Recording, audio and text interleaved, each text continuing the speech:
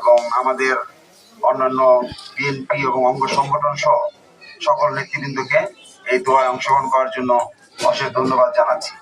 আজকে এই দোয়ার আয়োজন করেছে আমাদের দেশনেত্রী, তিনবারের প্রধানমন্ত্রী আমাদের বেগম খালেদা জিয়া। উনি আপনারা সবাই জানেন যে উনি গুরুতর অসুস্থ। ওনার জন্য আজকে এই দোয়া মাহফিলের আয়োজন করেছে আসলাম ভাই এবং বাদশাহ জাহাঙ্গীর, তাদেরকে আমরা ধন্যবাদ জানাই। এবং আমরা আপনারা জানেন যে এই বেগম খালেদা জিয়া কোনো সময় অন্যায়ের সাথে আপোষ করেননি। উনি এরশাদের আমলে উনি কোনো রকম আপোষ করেননি এরশাদের সঙ্গে। এর পরবর্তীতে বিভিন্ন 111-এর সময় এবং সেই সময় উনি কোনো অন্যায়ের সাথে আপোষ করেননি এবং উনি জেলে গিয়েছেন, ওনার নামে মিথ্যা মামলা দেওয়া হয়েছে এবং পরবর্তীতে উনি জেলে গিয়েছেন।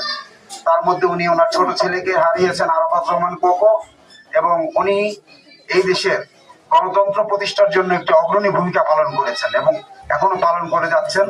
এবং আমাদের ভারপ্রাপ্ত চেয়ারম্যান জনাব তারেক রহমান শুধু লন্ডন থেকে এই যে আন্দোলন থেকে শুরু করে সমস্ত কিছু উনি তদারকি করে আজকে এবং 5ই আগস্টের আন্দোলনের মাধ্যমে আমরা শেখ হাসিনাকে হটিয়েছি এবং আমাদের গণতন্ত্র ইনশাল্লাহ প্রতিষ্ঠার দিকে যাচ্ছে।